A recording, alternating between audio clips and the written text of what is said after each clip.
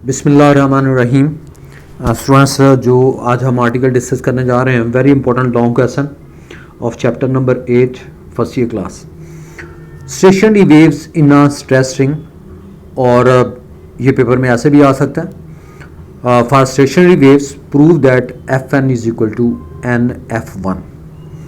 Students, इस particular case में हम ये कहते हैं कि we take a string and it is clamped at both ends. इसको दोनों एंड्स पे हमने क्लैम्प किया और बांधा हुआ। लास्ट में पता है इस स्ट्रिंग में टेंशन आएगी। Tension is also the force on each particle of the string, and if we pluck it at its middle, अगर आप इसको मिडल से प्लग करते हैं एंड देन रिलीज इट, और इसके बाद इसको छोड़ देते हैं, two waves are produced and they are moving in opposite direction. एक वेव इधर आएगी और दूसरी वेव इधर जाएगी। अब इन दोनों स्पोर्ट से दे गेट रिफ्लेक्टेड बैक, तो ये गेट रिफ्लेक्टेड बैक, रिफ्लेक्ट होके वापस आएंगी and they superpose on each other and results a stationery waves. तो जिस जगह पे ये स्पोर्ट के साथ स्ट्राइक की हैं, रिफ्लेक्ट हुई हैं, उस जगह पे दे क्रिएट अ नोड्स। तो यहाँ पे नोड्स क्रिएट करेंगे। अब स्टूडेंट्स, इस पर्टिकुलर केस में हम डिफरेंट मोड्स ऑफ वाइब्रेशन की बात करेंगे। केस नंबर 1 में हम ये कहते हैं when string is plucked at its middle,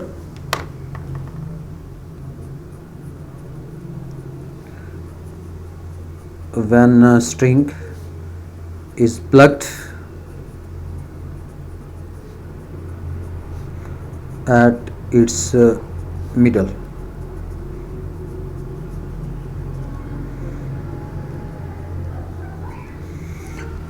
जब आप इस स्ट्रिंग को यहां से प्लग करते हैं and then release it and this string starts vibrating in one loop, तो ये एक लूप में वाइब्रेट करना शुरू हो जाएगी स्टूडेंट्स। और जिस जगह पे ये रिफ्लेक्ट हुई थी ये दोनों वेव्स, उस जगह पे नोड्स क्रिएट होंगे।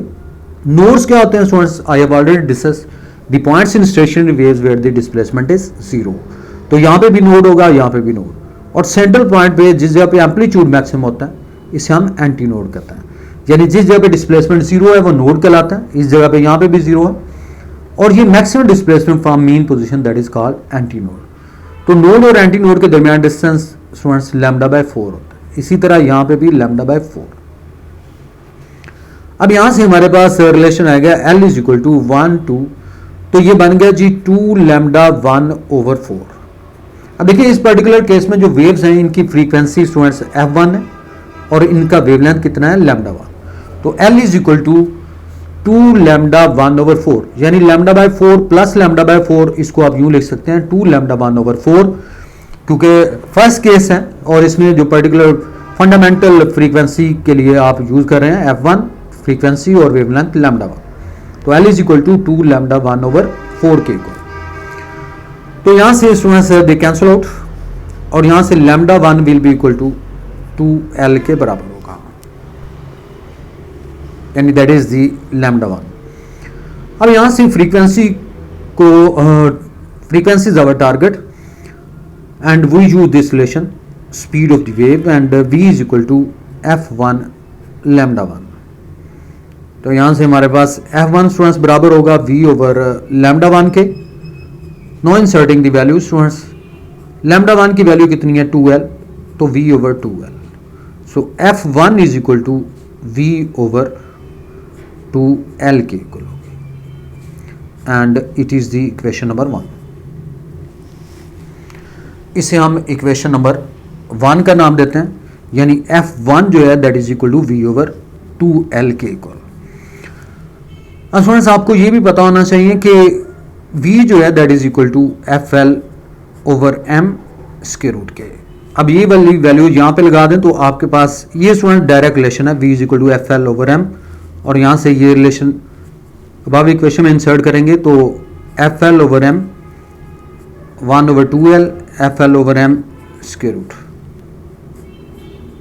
ये हमारे पास फ्रीक्वेंसी F1 आएगी, जिसे हम फंडामेंटल फ्रीक्वेंसी भी कहते हैं। यानी first case when the string is plucked at its middle, यानी जब आप स्ट्रिंग को प्लग करते हैं एट इट्स मिडल, तो हमारे पास फ्रीक्वेंसी की value F1 is equal to V over 2L के बराबर, and it is equation number 1 के equal. And case number 2 is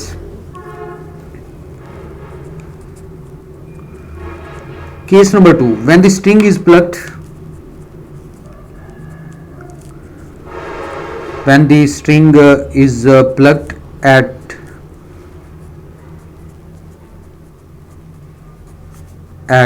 1/4 of its length,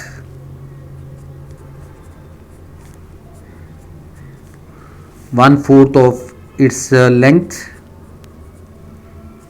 Look at the case students, ये हाफ है, इसका हाफ करेंगे 1/4। तो जब आप इसको प्लग करते हैं at 1/4 of its length, then what happens students, यहाँ पे this string starts vibrating in 2 loops. ये स्ट्रिंग जो है ये 2 लूप्स में वाइब्रेट करना शुरू हो जाएगी, और इन पॉइंट्स को हम स्टूडेंट्स नोड कहते हैं, जिस जगह डिस्प्लेसमेंट 0 और इस जगह पे भी displacement 0, that is also node. अब 2 नोड्स के दरमियान डिस्टेंस हम ऑलरेडी जानते हैं, that is equal to students lambda by 2, and it is also equal to lambda by 2। अब यहाँ से भी आप ये कहेंगे, अब एंटी नोड भी आप यहाँ पे लिख सकते हैं, यहाँ पे एंटी नोड लैम्डा बाय 4, फिर लैम्डा, यहाँ पे भी एंटी नोड लिखा जा सकता है, लेकिन students best one is 2 nodes के दरमियान डिस्टेंस लैम्डा बाय 2। इस तरह यहाँ पे भी लैम्डा बाय 2, इनको ऐड करें तो हमारे पास length it becomes equal to 2 lambda 2 over 2 के equal. 2 lambda 2 over 2 they cancel out, तो यहां से लेंथ जो है that become equal to lambda 2 के इक्वल। अब speed of the wave we already discuss, v is equal to f2 lambda 2 के इक्वल, और यहां से अगर आप फ्रीक्वेंसी को कैलकुलेट करते हैं तो f2 किसके बराबर होगा, v ओवर lambda 2। lambda 2 की वैल्यू किसके बराबर है, l के, तो f2 will be equal to v over l के इक्वल होगा students. So that is f2 is equal to v over l। अब ये रिलेशन हमारे पास आ गया स्टूडेंट्स v over l। अब हमारे पास इक्वेशन 1 में देखें तो f1 किसके बराबर है, v over 2l के इक्वल है। इसको हमने यहां पे एडजस्ट करना है, तो क्या करेंगे, हम 2 से मल्टीप्लाई भी कर देते हैं और 2 से डिवाइड भी कर देते हैं। तो यूजिंग इक्वेशन 1 को आप यहां पे अप्लाई कर दें, यूज कर लें। अब इक्वेशन 1 को अगर अप्लाई करते हैं तो f2 किसके बराबर होगा स्टूडेंट्स, 2f1 के। सो f2 is equal to 2f1 के इक्वल होगा। So that is the another equation, I mean equation number 2। And now come to the case number 3 students. Case number 3, case 3 ये है कि जैसे हमने पहले केस में प्लग किया था मिडल पे, फिर उसके बाद 1/4 से, अब हम इसको प्लग करते हैं 1/6 से। When the string is plugged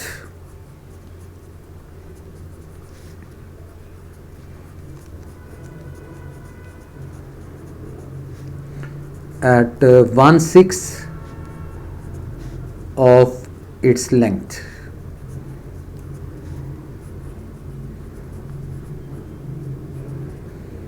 जब स्ट्रिंग को आप प्लग करते हैं 1/6 ऑफ इट्स लेंथ से। अब स्टूडेंट्स यहां से देखें तो आप ये कहेंगे कि जब आप स्ट्रिंग को 1/6 से प्लग करेंगे, 1/6 ऑफ इट्स लेंथ, यहां से it starts vibrating in 3 loops. ये 3 लूप्स में स्टूडेंट्स वाइब्रेट करना शुरू हो जाएगी, जैसे यहां पे मेंशन किया होगा। अब यहां पे देखें ये नोड है, डिस्टेंस कितना होगा, λ/2। इसी तरह यहां पे भी λ/2 और यहां पे भी λ/2। अब इस केस में जो वेव प्रोड्यूस हो रही है इसकी फ्रीक्वेंसी कितनी होगी, f3, और वेवलेंथ कितना होगा, λ3। तो यहां से स्टूडेंट्स आप ये कहेंगे कि L will be equal to, यानी लेंथ बराबर होगी 1 2 3 3 λ3 over 2 के इक्वल। तो हमारा देख लें L is equal to 1 2 3 3 λ3 over 2, क्योंकि जो वेव्स इस पर्टिकुलर केस में प्रोड्यूस हो रही हैं उनकी फ्रीक्वेंसी f3 है और वेवलेंथ λ3 है। तो यहां से λ3 will be equal to 2L over 3 के equal. So λ3 is equal to 2L over 3, और रिलेशन इसमें भी अप्लाई करते हैं, v is equal to f3 λ3 के इक्वल। और यहां से अगर आप f3 की वैल्यू को कैलकुलेट करें तो v over λ3, v over λ3 is dividing. So putting the value of λ3 we get v over 2L over 3. तो यहाँ से अगर आप F3 की वैल्यू को कैलकुलेट करें तो it comes to be 3V/2L. 3 is multiplied, we get 3V/2L. So using equation 1. Equation 1 को यूज कर लें तो स्टूडेंट्स आपके पास ये रिलेशन आ गया F3 = 3F1. अब यहां से आपने सो फार जो केसेस हमने डिस्कस किए हैं स्टूडेंट्स, इक्वेशन 2 में देखें तो हमारे पास ये रिलेशन आया था F2 = 2F1. F3 अभी हमने कैलकुलेट किया, that is equal to 3F1 and so on. F4 कहेंगे 4F1 और लास्ट पे n कहेंगे तो Fn is equal to NF1 के इक्वल. और n की वैल्यू स्टूडेंट्स आपने याद रखनी है, that is equal to 1 2 3 so on के इक्वल. अब इसको स्टूडेंट्स इस तरह से भी पेपर में आ सकते हैं इन टर्म्स ऑफ वेवलेंथ. तो आप यहाँ पे देखें फर्स्ट केस में स्टूडेंट्स हमारे पास वेवलेंथ जो है λ1 किसके बराबर है, 2L के equal. λ1 is equal to 2L. और सेकंड केस में λ2 किसके बराबर है, L के इक्वल. तो यहाँ से आप इसको यूं लिख सकते हैं. मैं इन टर्म्स ऑफ वेवलेंथ की सेंस में इसको अप्लाई कर रहा हूँ. λ1 इज इक्वल टू 2L और λ2 इज इक्वल टू L के इक्वल. और λ3 यहाँ पे गिवन है. λ3 अगर आप देखें तो इस पर्टिकुलर केस में ये वैल्यू कितनी है, 2L/3. तो यहाँ से ये 2L/3 के इक्वल. अब इसको डिवाइड करते हैं, ये 1 से डिवाइड करेंगे, you get the same value. और यहाँ से आप 2 से मल्टीप्लाई भी कर दें, डिवाइड भी कर दें, तो ये बन गया जी 2L/2. और λ3 किसके बराबर होगा, 2L/3 के इक्वल एंड सो ऑन. और λn अगर आप लिखते हैं तो it comes to B 2L/n, 2L/n के इक्वल. और ये n की वैल्यू जो है ये स्टूडेंट्स आपने याद रखनी है, that is equal to 1 2 3 so on के इक्वल. तो यहाँ से आपने ये ज़हन में रखना है in terms of frequency Fn is equal to NF1. और पेपर में इस तरह से भी क्वेश्चन आ सकता है कि to prove that for stationary waves λn is equal to 2L/n के इक्वल. तो students that's about the stationary waves in a stretching to prove that Fn is equal to NF1. Thank you also.